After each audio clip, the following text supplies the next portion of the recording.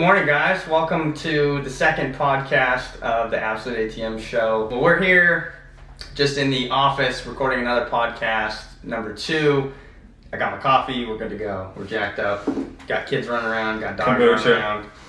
We have some good time to chill and record this. So, welcome. So today, Hop in there. we wanted to talk about locations.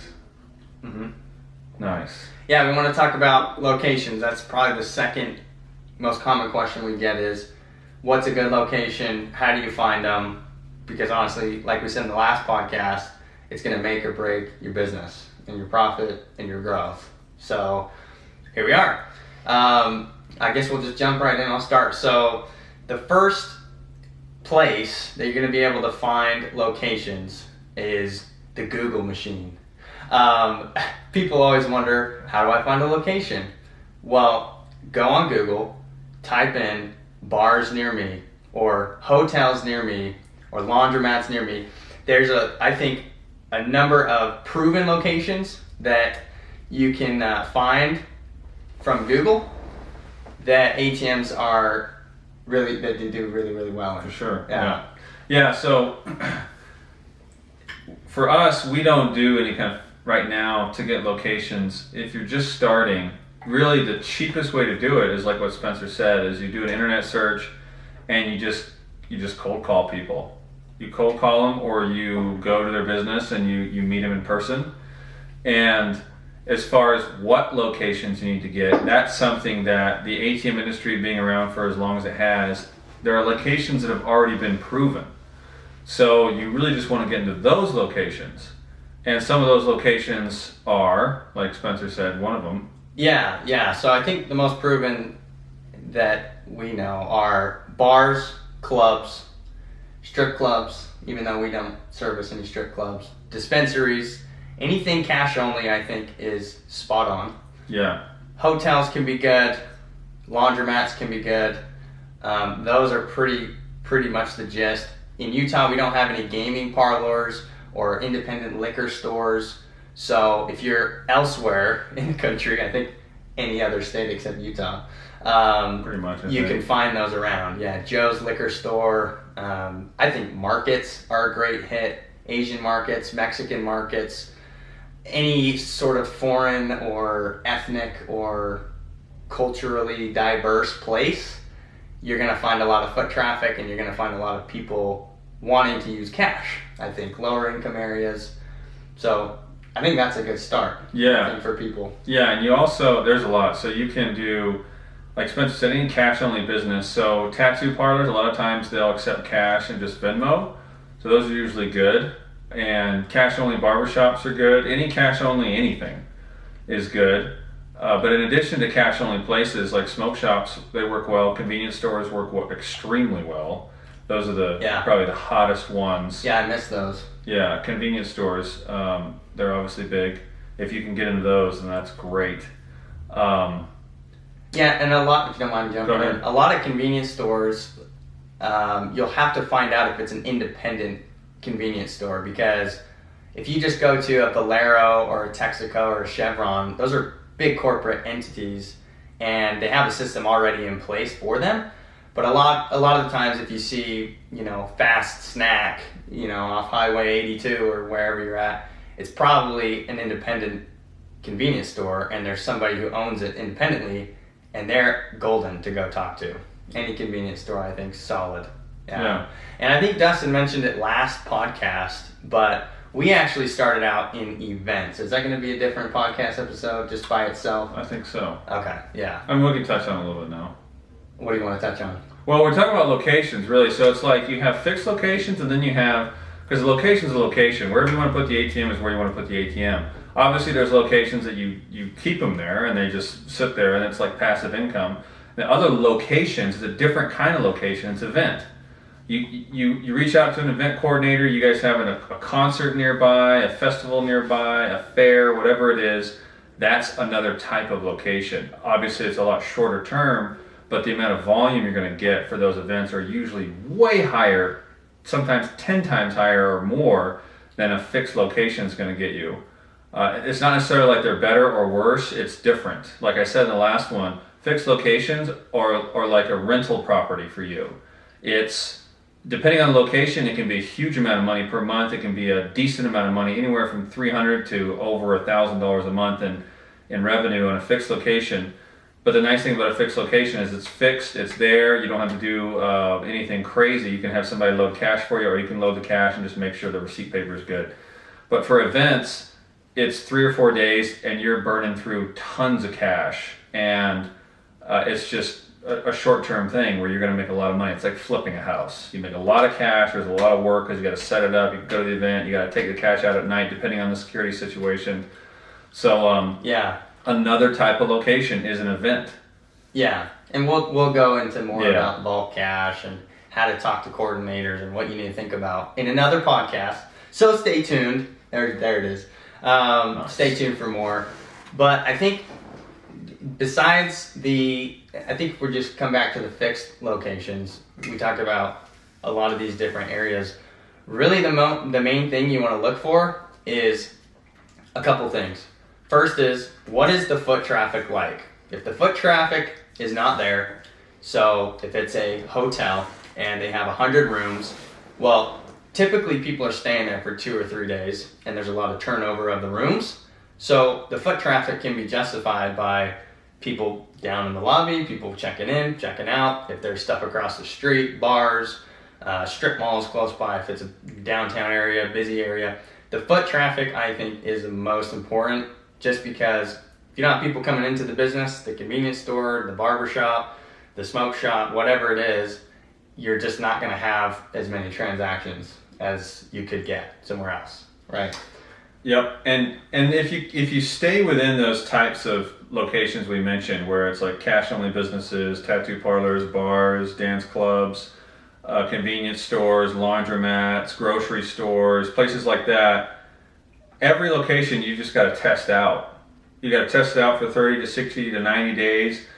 Our best location right now started out doing like 30 transactions a month, and then now it's our number one earner. We thought it was going to tank, and we were getting ready to pull it out.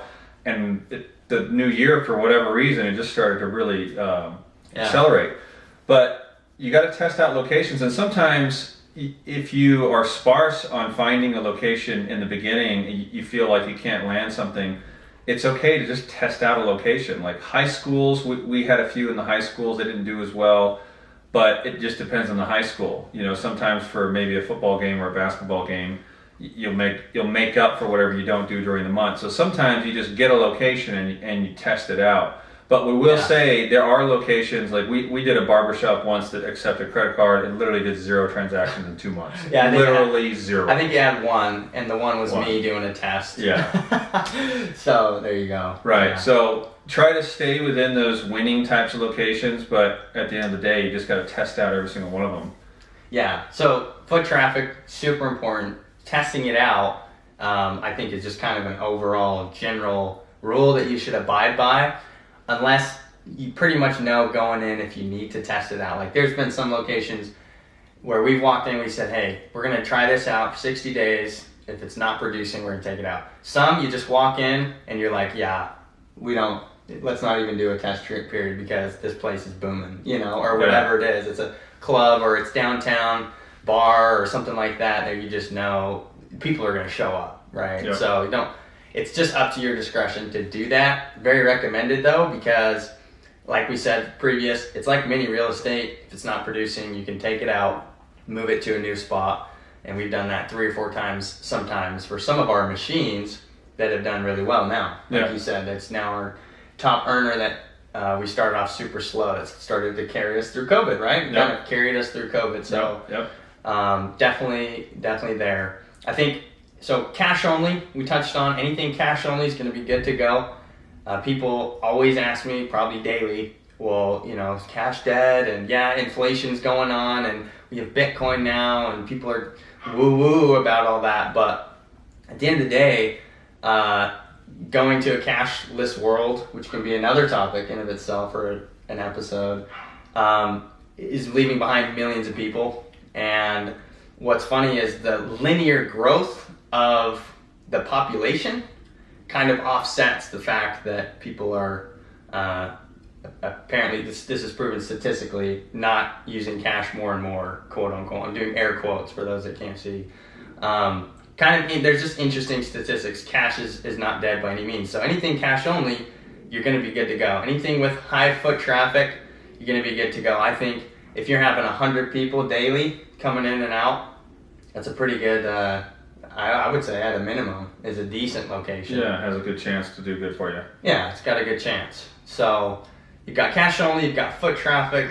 What else do we look for locations when we go find them? I think that's really it. You just have the, whether or not they're cash only, you have whether or not they fit into one of the categories or the types we listed, what their foot traffic is like if they're way off in some remote area, I don't know if that's going to do any good. You don't know until you test it, but if it's like a population of 50 in a town and there's a gas station there and there's nothing interesting around that, you don't know if that's going to be a good location. It might suck, but it might be a great stopover for people going on to something else. You don't know, but yeah, I think foot traffic's a good one too. One thing I wanted to ask you though is, so not every location is going to say, and this will probably be something else we talk about, and maybe another one or maybe this one, but is not everybody says yes either. You might find yourself a gas station, find yourself a bar, and this is what's going to happen. Either they're not going to have an ATM, and it's like a lay down sale, like they're just going to, it's easy. Two, they don't have an ATM because they don't like ATMs, so then you have to overcome some objections there, which Spencer can talk about maybe another time. Yeah. And another one is they have an ATM in there and they're happy with it, so sometimes you can give them a better offer. Or they have an ATM in there and they're not happy with it, which is a great situation for you, because then you can say, well, we'll actually give you one that works. Yeah, and that's, I think, the low-hanging fruit, I think, definitely. And you'd be surprised.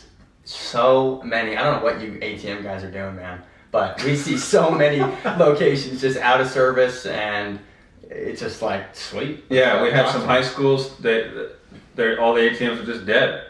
And they wouldn't even service the high school. And the high school's like, yeah, they're not very good. Well, clearly. And then we had a bar we took over. They had another ATM. We just offered them a better deal. They were happy with it, but we gave them a better deal, so they gave us the location. Yeah. Another bar, they had an ATM there, just never worked. We took that one over. A gas station, they had one there. It's like that's like what happens. If you follow through on your commitments and you just keep the machine working, people will stick with you.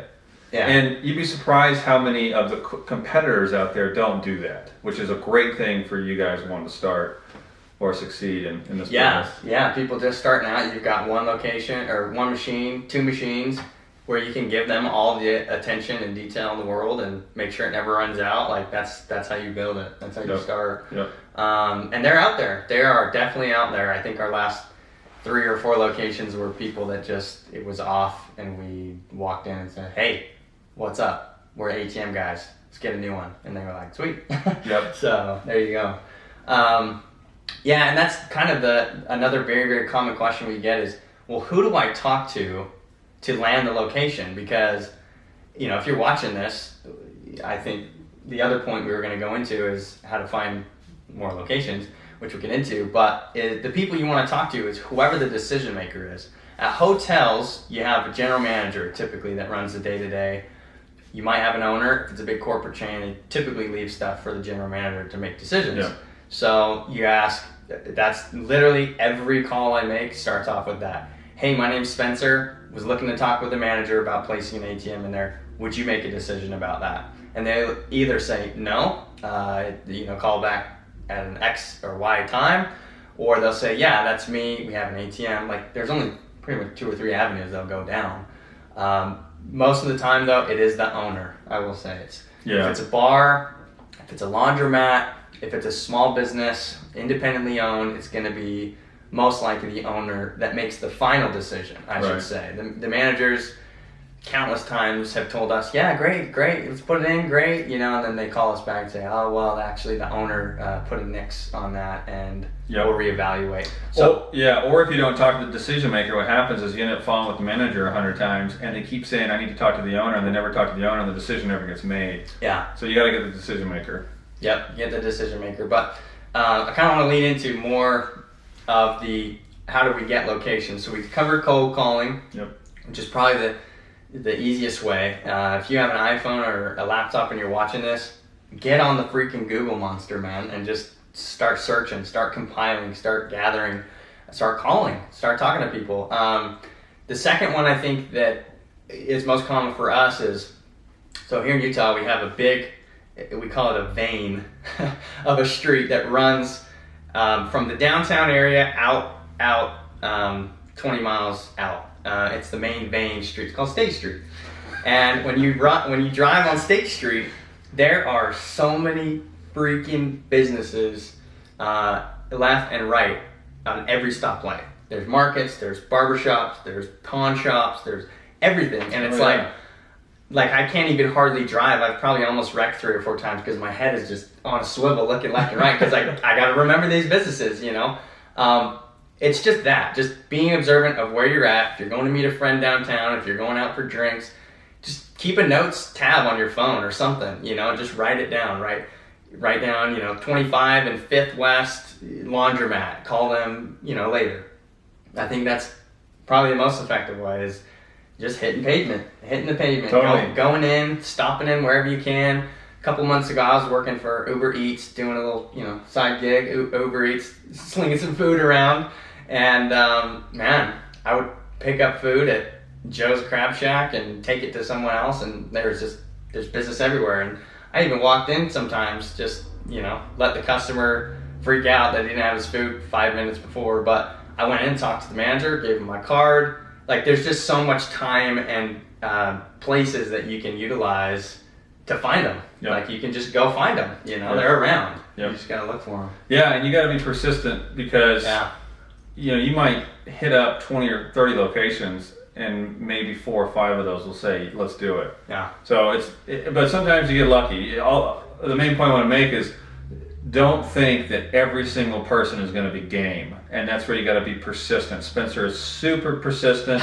I mean, he's been doing this now for almost 2 years. He calls people constantly. He visits people constantly. And that is the only reason we have a business and it still grows. Is you got to be in that promotion stage. You got to be constantly looking for locations. Yeah. And it's all about exposing yourself to numbers. Make sure you get out there and expose yourself to as many people as you can. And if you end up landing 1, 2, or 3 all kind of on top of each other and you're not ready to support all of them, there's other people you can talk to about bringing a machine for you, and you just take a cut because you own the contract. And we could talk more about that in another podcast. Yeah, there's so many ways to get creative, but that's a good point that we should mention is persistence, especially if you're starting off small. Dude, you're gonna get told no like so much, and you just got to get used to hearing that. You know, you got to get used to being a good version of yourself to go promote yourself, sell yourself to the owner, to the decision maker. I've been told personally, hey, when talking to the owner, the manager really liked you, so that's why I'm giving you a call back. And so it's like, great, you got to be on your stuff, you got to stay persistent, you got to know your shit, you got to know what you're going to talk to them about. And thankfully, ATMs aren't just some new air freshener product that you're like dangling, ooh, check this out, and let me sell you all the features and benefits of this. It's ATM. Yeah, so it's pretty. Have you used an ATM? Yeah. Yes. There you go. Yep. Yeah, if you want one, you have one. You know, it's pretty common sense for that. But yeah, cool. So we touched on some good stuff. Yeah. Cash only, cold call. Go ahead. I have something else, but go ahead. No. Speak away, my friend. If you can't see this, I'm drinking coffee. I'm 3 deep. So if I'm talking fast, you know exactly why. The third, I think that, the third strategy that you can utilize to find locations, and then we'll save some stuff for the next podcast, is people you know. I didn't actually think about utilizing that so much about people that we know because I'm so like, I'm going to do it myself and I'm stubborn, you know, and I just want to get it done and be the man. I don't know. But people that you know, like, I can think of 2 or 3 examples of, like my barber. I walked in, got a haircut, there's a new place. I'm like, hey, so I just gave her the down low. Hey, I own an ATM business. We're looking to put ATMs in different cash-only barbershops. Do you know of any around in this area? And she's cut my hair for the first time. She's like, I actually don't. It's a good question. I can ask around to, some of the other employees and find out for you. And next time I came back in, I was, hey, cutting my hair again. Hey, did you ask your employees? Do you know of any cash only barbershop? And I just stayed on her. She didn't actually, and she ended up not being at that location anymore, so I don't know where she's at. But just planting seeds like that with where you're already going. If you're going to get a haircut somewhere, ask them. If you're going out with your buddies on a Friday night, dude, ask them. Talk to the owner while you're there. Ask for the owner. Hey, is your manager here? Is your owner here? Yeah. They would be more than willing to talk to you. We won't say, but the owner of the one downtown that we have, with outdoor. Yep. He's there all the time during business hours. It's you can find him, man. He's around. He's sitting around, drinking, hanging out, running stuff, dishing orders, doing stuff. So it's there. Second example is my brother, just a little bit older than me. He's 27, and he went on a date with a gal who he came back. I asked him how it was. He's kind of reporting back to me. He's like, yeah, she's starting up, a gay bar in downtown, and I'm like, okay. Yep. Okay. What's it called? Did you ask what it's called? And I said, well, do you mind if I give her a call? Because I'd love to put an ATM in there. He's like, oh yeah, dude, go ahead. We're not gonna go on a second date, so be my guest. So I said, sweet. I texted her, call her, and I'm still following up with her. That was 4 months ago. I don't know. I haven't seen anything with the bar being built. I don't know where it's at. But if she apparently had ownership or something in it, so she would be a decision maker. So I was like, all right, let's go with it. Let's call her. Let's see where it lands.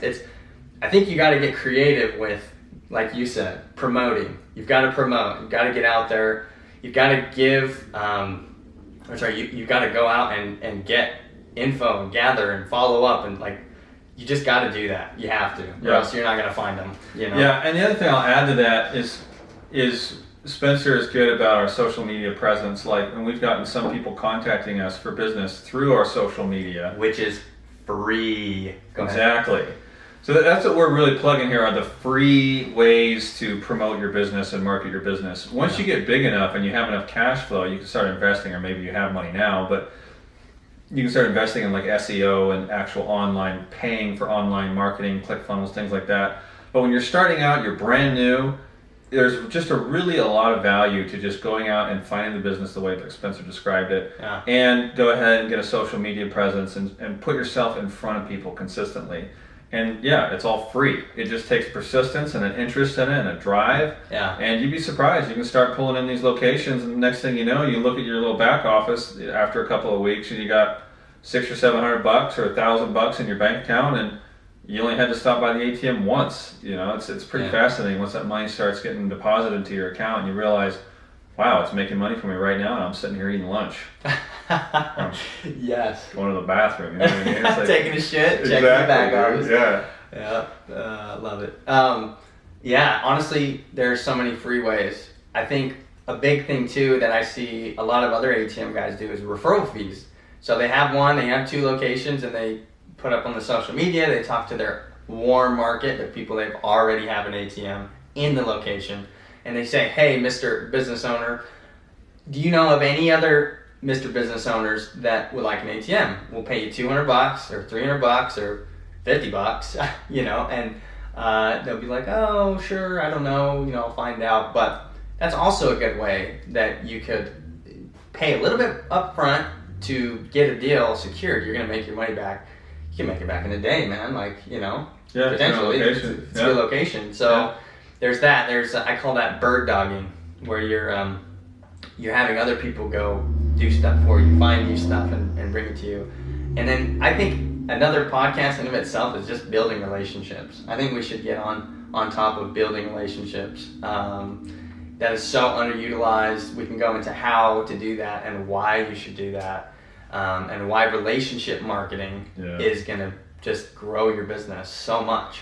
And it's going to be so fulfilling. We'll go into that another time, but I did want to mention that. Yeah, that referral fee, I see it all the time. Yep. It's a good way to get locations, Again, we covered mostly free stuff here, Google machine, driving, hitting pavement, asking people Those are honestly probably the best ways to do it, especially if you're first starting out and you don't have people hitting you up on your website every day, so. Yep. Yeah.